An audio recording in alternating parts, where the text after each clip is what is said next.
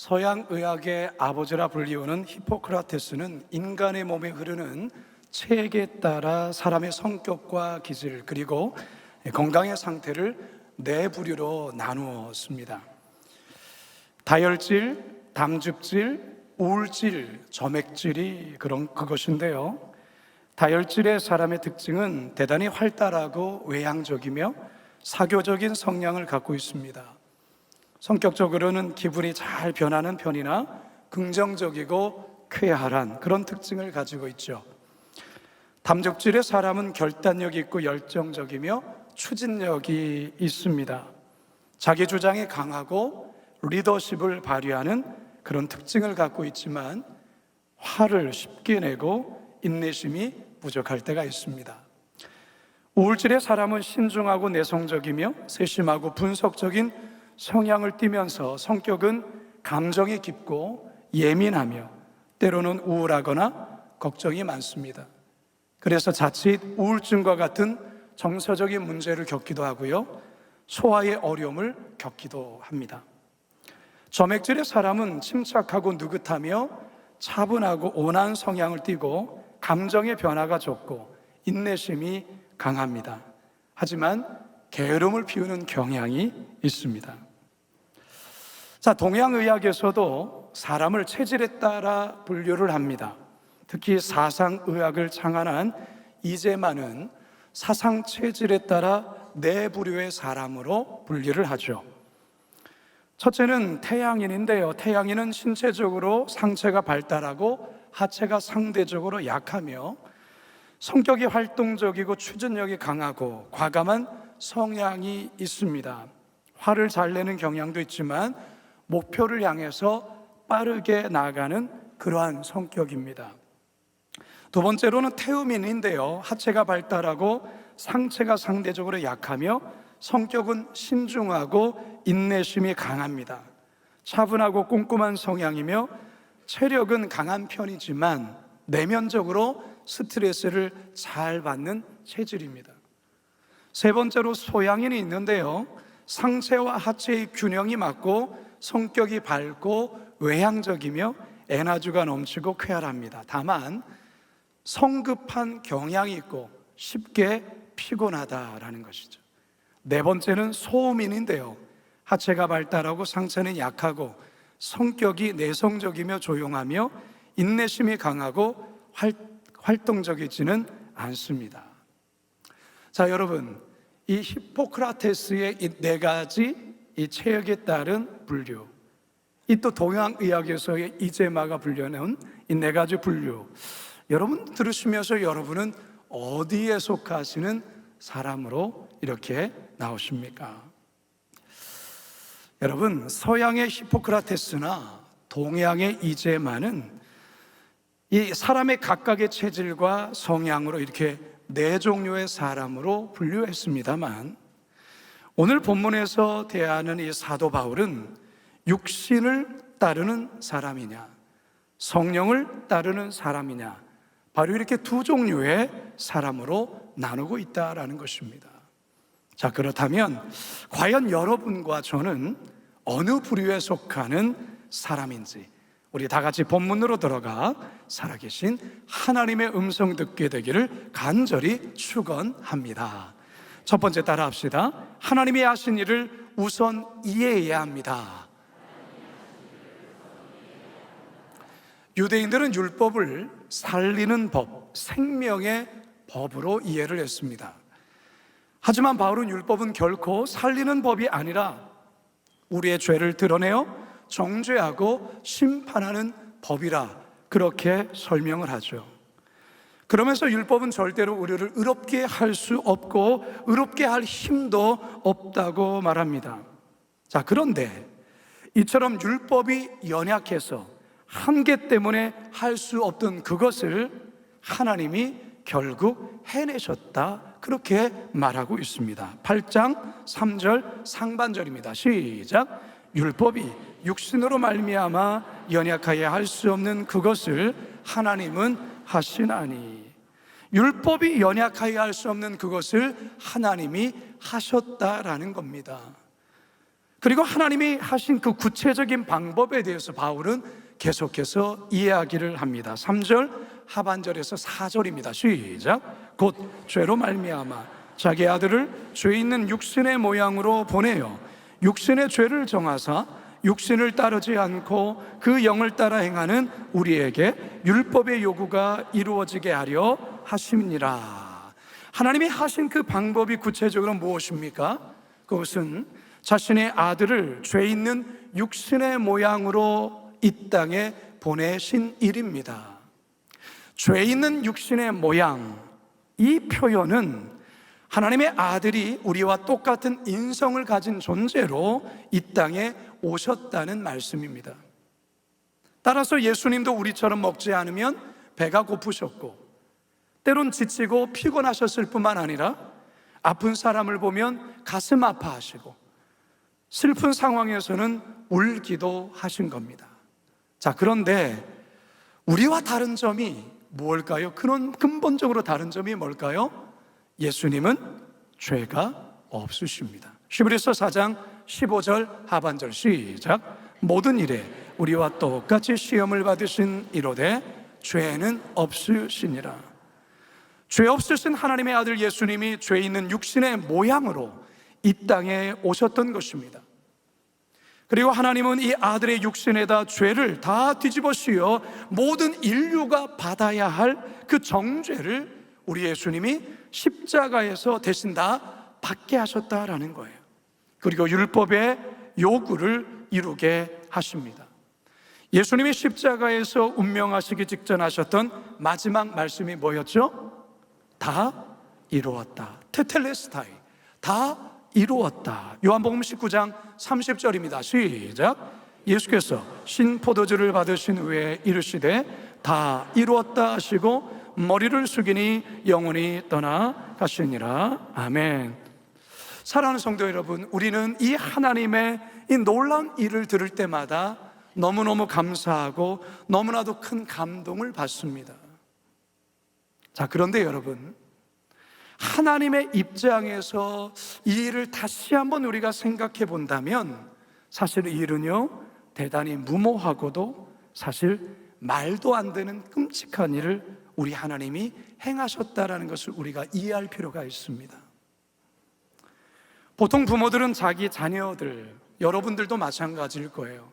여러분의 자녀들 좋은 환경에서 좋은 교육을 받으며 인정받는 그런 자녀로 자라주기를 바라지 않습니까? 그러기 위해서 부모인 여러분들이 최선을 다해서 뒷바라지하지요. 때론 적지 않은 돈과 여러 희생을 감수하면서 자녀를 외국에 유학을 보내기도 하고 좋은 환경에서 공부를 시키는 것, 그 부모들 마음 아니겠어요? 그런데 여러분, 어떤 부모가 자기 자녀를 마약으로 쪄들어 있는 그런 환경 속에 강도와 살인이 행해지는 그런 슬럼과 같은 곳으로 보낸다면 여러분은 그 부모를 어떻게 이해하시겠습니까? 그것도 모자라서 그들과 함께 어울려 살면서 그들을 위해 헌신하고 봉사하다 그들을 대신해서 죽으라고 부모가 요구한다면 여러분은 그 부모를 과연 정상적인 부모로 여러분 이해할 수 있겠습니까?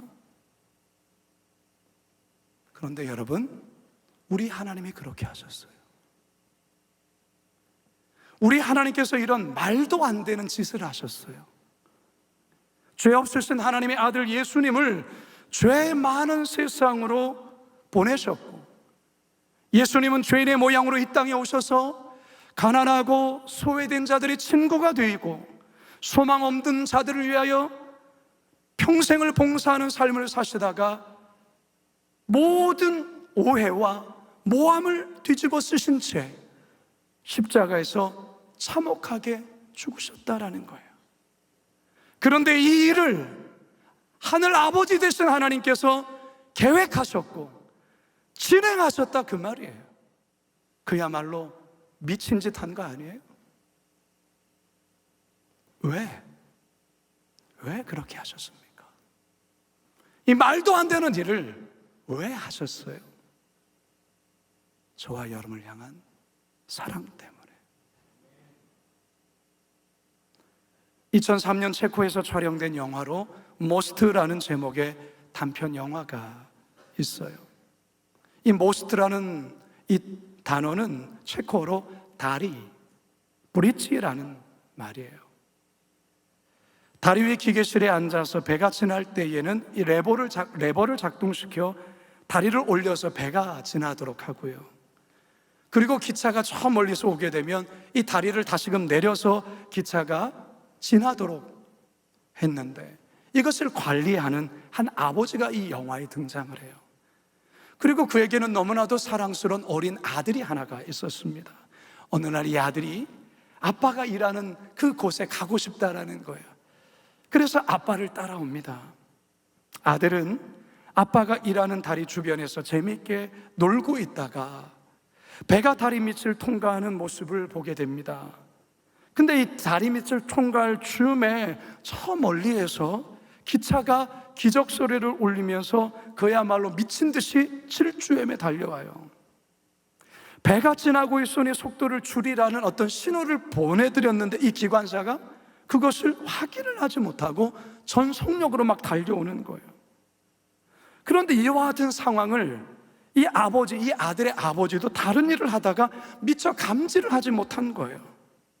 이 어린 아들이 이것을 보고 알게 되면서 빨리 이 다리를 내려야 되는 그런 상황에서 이 아들이 다리 위로 올라가 다리 밑쪽에 있는 수동 레버를 이 어린 아들이 엎드려서 당기려는 순간에 다리 밑 기계 속으로 빨려 들어가 버립니다. 조금 후에야 이 아빠가 아들이 안 보이는 거예요. 그래서 저 멀리에서 기차가 막 폭주하면서 나오는데 이 모습과 동시에 아들이 기계에 빠져 허우적거리는 것을 같이 보게 된 거예요. 레버를 빨리 내려야 기계가 작동해서 이 다리가 내려와서 기차가 통과할 수 있는 상황인데 지금 그 기계 사이에 아들이 끼어 있는 거예요. 레버를 당겨버리게 되어지면 이게 기계가 돌아가면서 이 아이가 이겨지게 되는 상황이에요. 기차가 오고 있어요. 이 아버지가 극심한 갈등을 겪게 됩니다. 머리를 감싸며 쥐어지며 어떻게 해야 될까? 그 레버를 내려야 될지 말아야 될지라는 순간에 이 아버지는 결국 레버를 잡아당겨버립니다. 그리고 다리가 내려와요. 간발의 차로 이 기차는 다리를 무사히 지나게 됩니다. 그러나 기계에 빨려 들어간 이 아들은 갈갈이 찢겨지고 말아요. 기차가 지나간 그 자리에 이 아버지는 아들의 시신을 끌어안고 절규하며 이 영화는 끝이 납니다. 여러분이 이 영화가 전하려는 메시지가 뭔지 아십니까? 바로 하나님의 마음을 전하는 거예요. 여러분이 이 아버지가 한 일을 여러분은 이해가 되십니까? 그렇다면 우리 하나님 아버지께서 자신의 아들을 십자가에서 갈갈이 찢겨 죽이신 이 일은 여러분 이해가 되십니까? 만일 여러분이 아버지라면 그렇게 할 수 있겠습니까? 말하기는 하나님께서 저와 여러분을 위해 하신 이 말도 안 되는 이 일을 이 예배 속에서 발견하시고 가슴으로 깨닫는 은혜가 있기를 주님의 이름으로 축원합니다. 두 번째 따라할까요? 이제는 육신을 따라 살면 안 됩니다. 예수님께서 십자가에서 못 박혀 죽으신 것이 누구의 죄 때문입니까? 예수님 자신의 죄 때문입니까? 아니에요. 누구의 죄라고요? 내 자신, 우리의 죄 때문이에요. 그래서 이사야 선지자는 이사야서 말씀을 통하여 우리에게 이렇게 이야기해 주죠. 이사야서 53장 5절입니다. 시작. 그가 찔림은 우리의 허물 때문이요 그가 상함은 우리의 죄악 때문이라. 그가 징계를 받음으로 우리는 평화를 누리고 그가 채찍에 맞음으로 우리는 나음을 받았도다. 자신의 죄도 아닌 남의 죄 때문에 대신 죽어야 된다라는 이것만큼 억울한 일이 있을까요? 그것도 십자가에서 온몸이 찢겨져 죽는다면 더더욱 그렇지 않겠습니까? 여러분, 십자가 형벌은 인류가 고안해낸 가장 잔인하고도 가장 잔혹한 사형 방법이었어요. 죄수를 발가벗긴 채 십자가 틀에 몸을 고정하고 양손과 양발에 대못을 박아 매달아 무시무시한 고통 속에 서서히 죽여가게 하는 사형이 바로 이 십자가형이었다라는 거예요.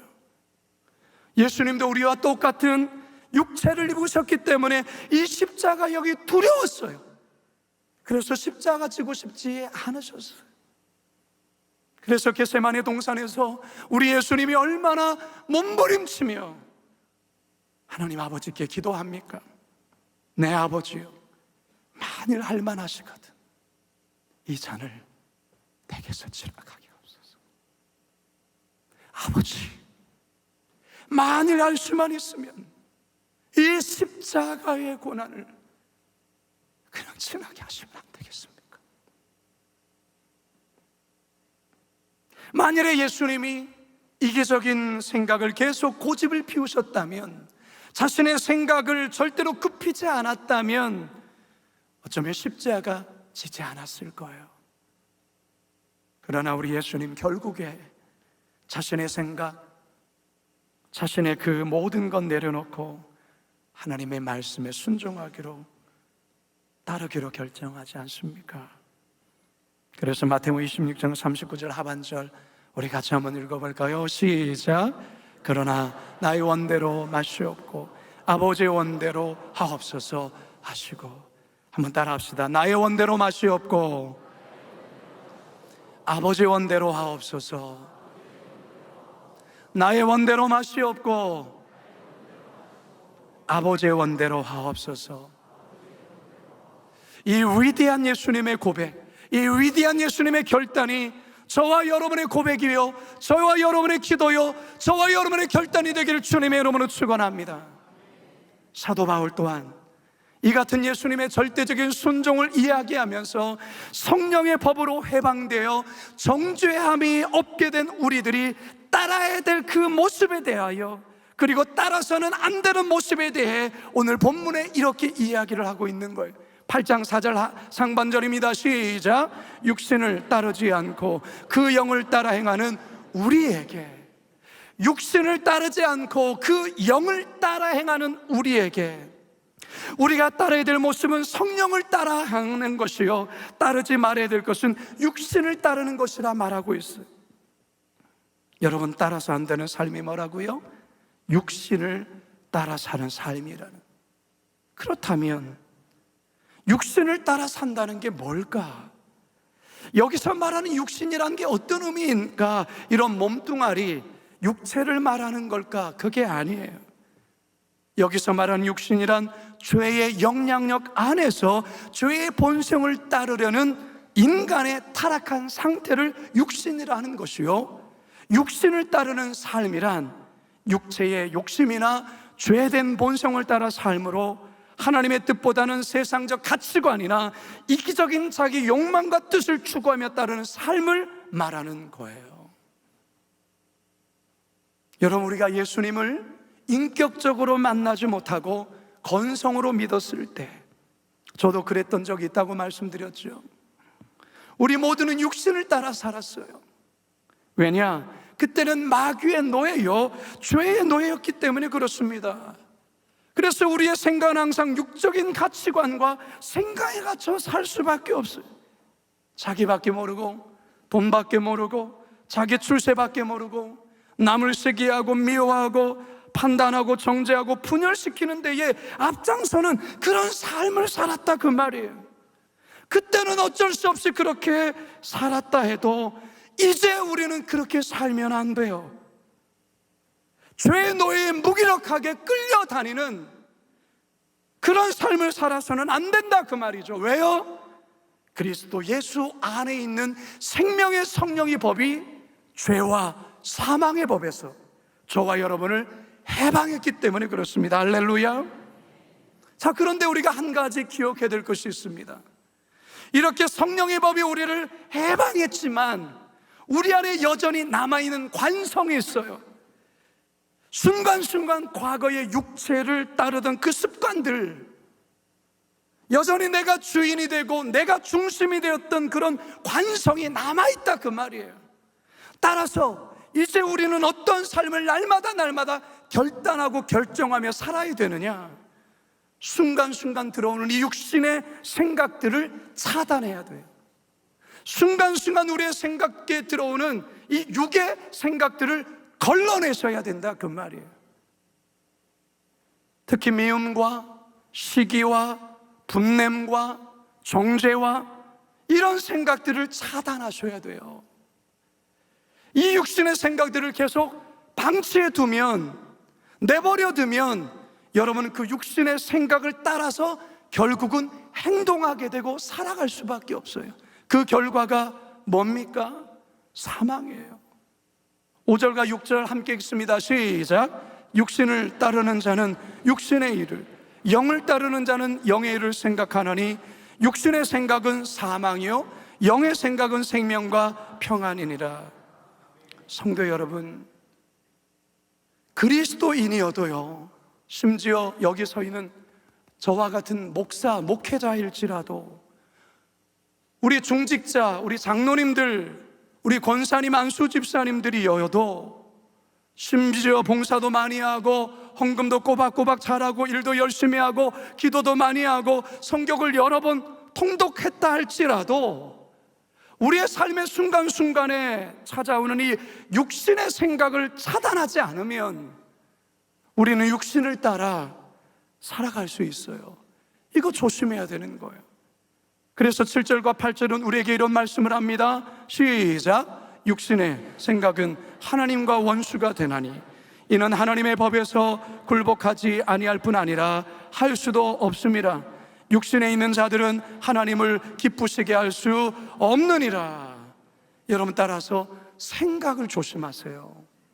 생각을 잘 지키시라 그 말이에요.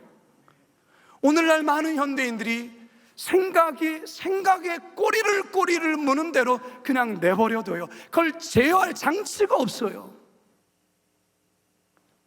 모든 죄의 시작은 생각에서도 시작되는 거예요. 음욕도, 시기도, 미움도, 원수매줌도, 분열도, 이 모든 것들이 생각으로부터 시작되는 거예요.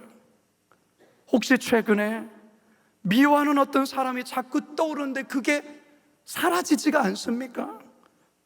자꾸만 마음속에 화가 치밀어 오고 자꾸 속상하고 열받아서 잠도 잘 안 오고 꿈도 그런 꿈도 꾸고 막 그렇습니까? 지금 여러분의 생각이 육신을 따라가고 있다는 것을 깨달으셔야 돼요. 그거 그냥 방치해 두면 안 돼요. 여러분의 생각을 말씀으로 채우실 수 있기 바랍니다. 예수님의 사랑과 용서로 채우시기 바랍니다. 성령으로 채우시기 바랍니다. 그러면 육신의 생각은 한 길로 왔다가 7길로 도망가게 될 줄로 믿습니다. 바라게는 육신을 따라 살지 않으리라. 오늘 말씀 앞에 다짐하시고 결단하시는 저와 여러분 되길 주님의 이름으로 축원합니다. 마지막 세 번째 따라 합시다. 우리는 성령을 따라 살아야 합니다.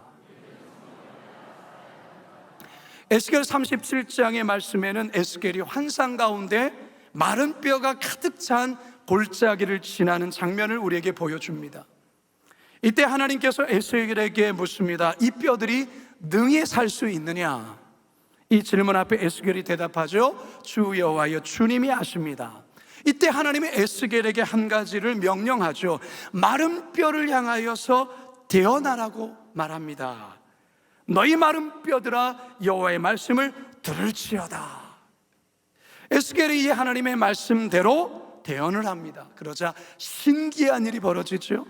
마른 뼈들이 움직이고 이 뼈 저 뼈들이 서로 맞아서 연결되고 뼈에 힘줄이 생겨나고 살이 오르고 가죽으로 덮이게 되는 거예요. 사람의 모양을 갖춘 그런 모양이 된 거예요. 자, 그런데 결정적으로 생기가 없는 거예요. 다시 말해서 모양은 사람의 모양인데 시체라는 거예요. 그래서 하나님이 에스겔이 또 한 번 말씀을 대언하라 명령하죠. 그러자 어떤 일이 벌어질까요? 에스겔서 37장 9절 하반절에서 10절 시작. 주 여호와께서 이같이 말씀하시기를 생기야 사방에서부터 와서 이 죽음을 당한 자에게 불어서 살아나게 하라 하셨다 하라. 이에 내가 그 명령대로 대언하였더니 생기가 그들에게 들어가매 그들이 곧 살아나서 일어나 서는데 극히 큰 군대더라. 할렐루야. 여러분, 그렇습니다. 모양은 사람을 갖춰졌지만 생기가 없다라는 것, 그것은 그 안에 성령이 없다라는 거예요. 영적으로 죽어있다라는 것입니다. 영적으로 죽어있는 상태라는 것입니다.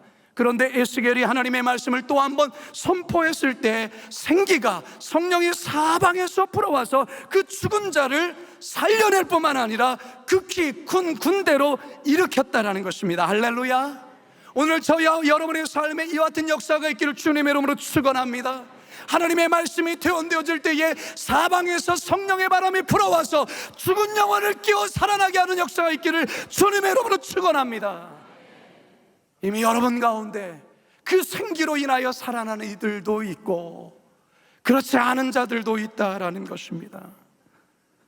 오늘 본문에서 바울은 이 시체와 같은 육신의 사람과 성령을 따라 사는 영의 사람에 대해서 그는 이렇게 이야기를 합니다. 9절과 11절입니다 시작.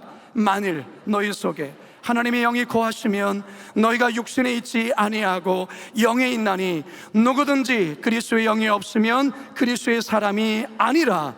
예수를 죽은 자 가운데서 살리신 이의 영이 너희 안에 거하시면 그리스도 예수를 죽은 자 가운데서 살리신 이가 너희 안에 거하시는 그의 영으로 말미암아 너희 죽을 몸도 살리시리라. 할렐루야. 이 말씀을 믿으십니까? 믿으십니까? 믿으십니까? 아무리 겉모양이 그리스도인처럼 보여도 그 안에 성령이 거하지 않으면 그리스도인이 아니에요. 그러면 성령이 거한다는 것을 우리가 어떻게 알 수 있습니까? 앞에서 내용을 우리가 쭉 볼 때에 우리의 생각의 영역이 중요한 거예요. 우리의 생각에 육신이 우리를 사로잡고 있는가, 아니면 영의 생각으로 우리의 생각이 변해가고 있는가. 미워하고 시기하고 분노하고 판단하고 정죄하는 생각이 들어올 수 있어요. 들어올 수 있어요. 그러나 그것을 차단시켜야 돼요. 그것을 거부하셔야 돼요. 그것을 걸러내셔야 돼요. 성령의 생각을 따라서, 그 성령의 생각을 따라 우리가 살아가도록 우리가 마음을 기울이는 거예요. 전혀 죄를 짓지 않는다 그 말이 아니에요. 우리는 여전히 육신을 입고 있기 때문에 죄의 유혹을 받아요. 그러나 예전처럼 죄에 끌려다닐 수 없는 거예요. 죄를 짓는 것에 즐거워하는 자가 아니라 죄를 지으면 마음이 괴롭고 양심이 찔리고 회개하게 되어지고 성령께서 기뻐하시는 삶을 자꾸 생각하며 그 삶으로 따라가고자 하는 그 열망과 욕구가 우리 안에 있는 이 사람이 바로 성령의 사람이에요. 성도 여러분, 여러분 마음을 한번 점검해 보세요. 최근에 여러분의 생각을 한번 점검해 보세요. 여러분, 우리의 마음이 평안이 있고 생명의 열매가 맺게 된 사람, 이게 바로 성령의 사람이다. 오늘 본문은 이야기해요. 5절과 6절을 다시 한번 읽습니다. 시작. 육신을 따르는 자는 육신의 일을, 영을 따르는 자는 영의 일을 생각하느니 육신의 생각은 사망이요 영의 생각은 생명과 평안이니라. 이제 말씀을 맺으려 합니다. 세상 사람들도 사람의 체질과 성격과 기질에 따라서 여러 가지로 분류하죠. 우리 또한도 그 가운데 한 사람에 속할 거예요. 우리 하나님도 우리를 두 종류의 사람으로 분류해요. 육신을 따르는 사람, 성령을 따르는 사람. 여러분은 어떤 사람입니까? 바라기는 오늘의 말씀을 통하여서 오직 성령을 따라 평안과 생명의 삶을 살아가리라 다짐하시는 저와 여러분, 우리 모두가 되시길 주님의 이름으로 축원합니다. 축원합니다. 축원합니다. 우리 오늘 말씀을 기억하며 우리 함께 이 찬양 고백했으면 좋겠어요. 하나님의 사랑, 주님의 눈물. 하나님의 사랑, 주님의 눈물, 온 세상이 마여 잃어버린 영혼 찾아 오신 주님, 지금도 우리를 사랑해. 2000년 전 하늘 보좌버리고 이 땅에 오신 주, 하나님 어린 양 되사 생명 주며 이를 증거하라 하시는. 나는 믿네, 나는 믿네, 거저받은 귀한 사랑, 그 누가 되시나리요. 그가 되시나리. 그렇습니다. 나의 생명 닿을 때까지, 닿을 때까지 우리 그 사랑을 전하고 실천하며 삽시다. 사랑을 전하. 우리 서부도 다시 한번 고백합시다. 하나님의 사랑. 하나님의 우리 가슴에 손을 얹고 고백합시다. 가슴에 손을 얹고 가사를 묵상하며 우리의 기도로, 우리의 고백으로 주님 앞에 찬양합시다. 잃어버린 영혼 찾아 오신 주님, 오신 주님, 지금도 이 순간도 이제도 사랑해.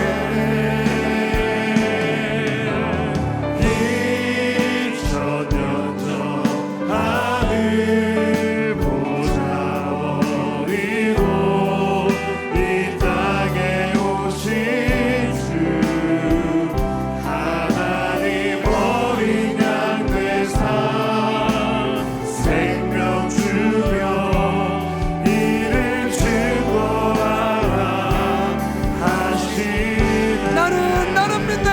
나는 믿네, 거저받은 귀한 사랑, 그 누가 되시나리요. 되시나리요. 우리의 생명, 나의 생명. 우리가 어떻게 살아야 됩니까? 우리는 어떻게 살아야 됩니까? 그 사랑을 전하리. 나는 믿나. 나는 믿네, 거저받은 귀한 사랑, 그 누가 되시나리요. 되시나리요. 나의 생명 닿을 때까지 그 사랑을 전하리라. 하나님, 우리는 그 사랑을 다 알지 못합니다. 어떻게 자기 자식을 사지에 내모는 아비가 어디 있습니까? 더 좋은 환경과 좋은 상황을 위해 우리 부모가 희생하지, 어떻게 자기 자식을 험한 곳으로 내보내요? 남은 살리고 아들은 죽이십니까?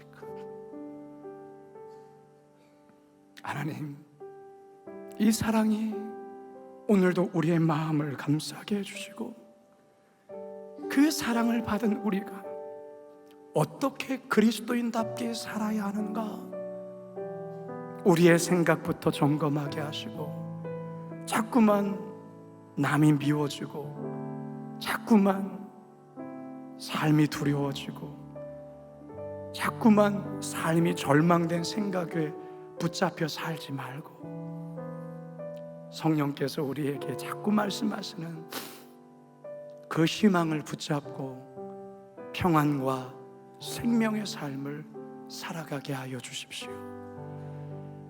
예전에 우리는 죄에 그저 끌려다닐 수밖에 없던 존재였지만 이제는 그리스도 예수 안에 있는 생명의 성령의 법으로 말미암아 우리는 더 이상 정죄받지 않아도 되고 죄에서 자유케 되어진 자임을 깨달아 오늘의 말씀대로 육신을 따라가는 삶이 아닌 성령을 따라 살아가는 우리 믿음의 성도들 다 되게 하여 주옵소서. 감사하며 예수님의 이름으로 기도합니다.